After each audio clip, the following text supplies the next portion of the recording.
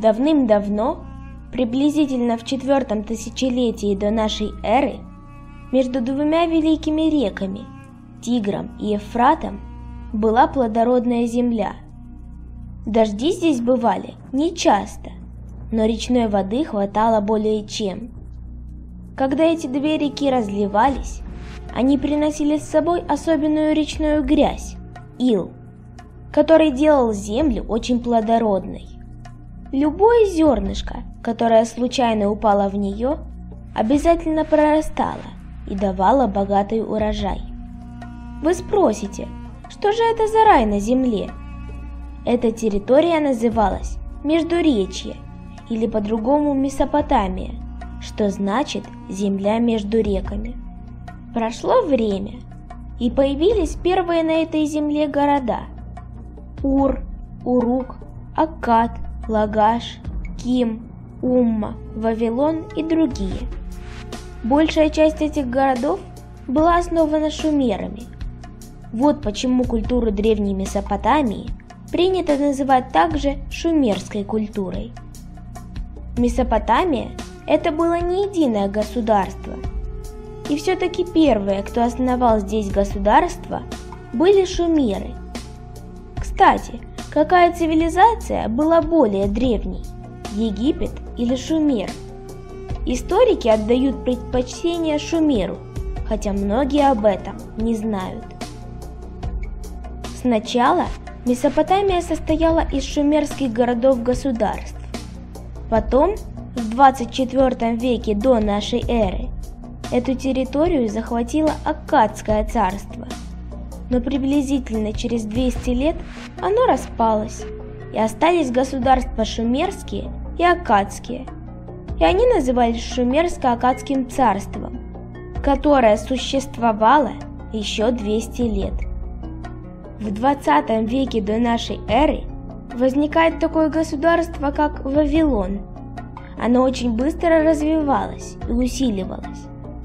На всей территории Месопотамии правило так называемое Старовавилонское царство, которое просуществовало как единое целое аж 400 лет. После его распада Месопотамия превращается снова в соседствующие города-государства. И хотя на этой земле практически не прекращали существовать отдельные города, просто в какие-то из времен одно из них становилось более влиятельным. В 1700-е годы до нашей эры шестой царь Вавилонской династии Хаммурапи объединил всю Месопотамию. Это и был расцвет Вавилонии, которая через чуть больше чем 1000 лет была разрушена ассирийским царем Синахрибом.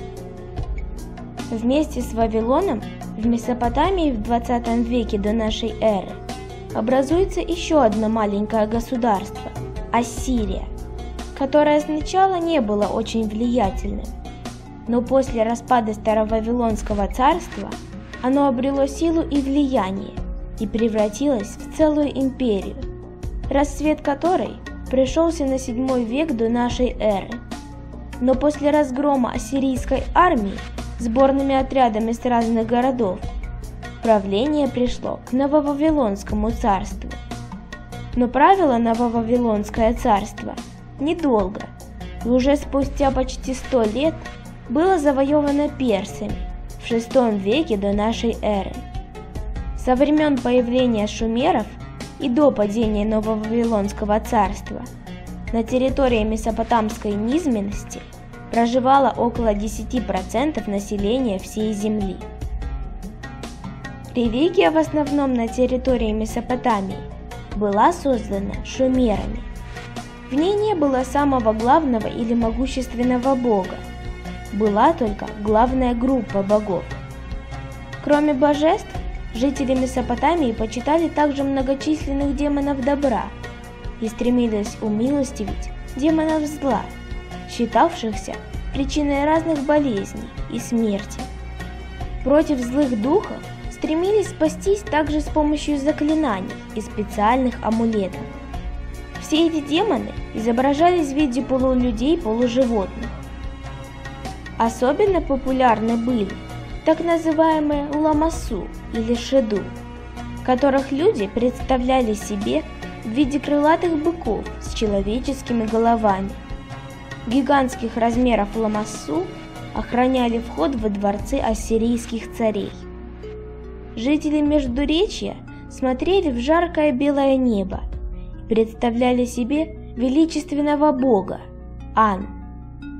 Они верили, что он вместе с богами Энки, Энлилем и Инанной создал мир, слепил людей из глины и научил их сеять хлеб, варить пиво, играть на арфе, читать и писать. Люди сделали открытие для того времени. Оказывается, на табличках из мягкой глины палочкой можно выдавливать рисунки животных, предметов, растений и даже людей. Постепенно такие рисунки упрощались и стали похожие на клинышки. Каждый что-то означает. Рисунок за рисунком, вот и письмо. Называется клинопись. Это самая древняя письменность на Земле. Каждое утро 5000 лет назад шумерские ребятишки по узкой улочке между разноцветных домов бежали в школу. Называлась она Эд-Дуба или просто Дом табличек. Директора там звали отцом дома табличек, а учителей старшими братьями. Учились дети, старались, ведь каждый хотел в будущем делать работу, очень почетную и интересную, стать писцом. Эти люди работали при царе.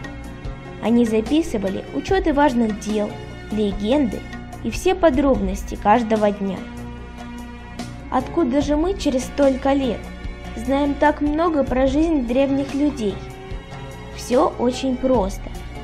Шумеры в свое время основали немало огромных библиотек. Там хранились глиняные таблички, а глина хранится долго. И теперь в наше время археологи нашли эти библиотеки. И именно благодаря им мы знаем столько информации про эту древнюю и уже почти забытую цивилизацию. Жители Месопотамии были еще знатными архитекторами и строителями. Первый из дошедших до нас храмов относится к 4-3 тысячелетиям до нашей эры. Эти мощные башни, называемые зиккуратами, были квадратными и напоминали ступенчатую пирамиду. Ступени соединялись лестницами. По краю стен шел ведущий к храму пандус. Стены окрашивались в черный, белый и красный цвета. Позже добавились желтый и голубой цвет. Вершины башен служили для религиозных обрядов и астрономических наблюдений. Самый высокий зиккурат высотой 91 метр, одна прямоугольная ступень и 7 спиральных, всего 8, находился именно в Вавилоне. Он назывался Этаминанки, что означает «дом, где сходятся небеса с землею». Считается, что именно такой была Вавилонская башня. У шумеров зиккураты были трехступенчатые, а во времена Ассирии и Вавилона, когда главных богов оказалось 7, стали строить семиступенчатые зиккураты. Вавилон был окружен двойным кольцом крепостных стен и имел 8 ворот. Наиболее знаменитыми были ворота богини Иштар высотой в 12 метров. Были выложены бирюзовым глазурованным кирпичом с великолепным орнаментом из цветных изображений, 575 львов, священных драконов и быков. Обнаруженные раскопками на юге Шумера жилые здания имели внутренний открытый двор, вокруг которого строились скрытые помещения. Эту планировку мы можем встретить и сейчас, только под названием воздушных или световых колодцев. Жители Междуречья были еще и потрясающими скульпторами. Здесь родилась традиция изображения фантастических существ в фигурах, смешивались черты человека и животных. Так они пытались войти в общение с силами природы. Эта традиция была перенята египтянами и народами Восточного Средиземноморья и сохранялась до средних веков. Начиная с Шумер, здесь использовались каменные печати в виде цилиндров. Это были изначально амулеты, а затем они превратились в знаки собственности. На цилиндрах-печатях вырезались отдельные человеческие фигуры или целые сцены. А еще жители Месопотамии отличались умением делать ювелирные изделия и предметы роскоши. Может, поэтому местные мужчины носили браслеты, серьги, ожерелья, повязки и другие украшения. Женщины были закутаны в цветочный орнамент, сделанный из листов золота, клипсов, ожерельев, ремней и тому подобных. Месопотамские украшения соединяют в себе множество различных материалов, включая золото, медь, серебро и еще большое разнообразие драгоценных камней. Лазурит был одним из самых ценных материалов, даже выше золота. Здесь также появляется новое открытие – гончарный круг и печь для обжига посуды. В чем была необычность этой посуды? Это роспись, ведь ее обычно делали изнутри. Уж очень красивой была эта посуда.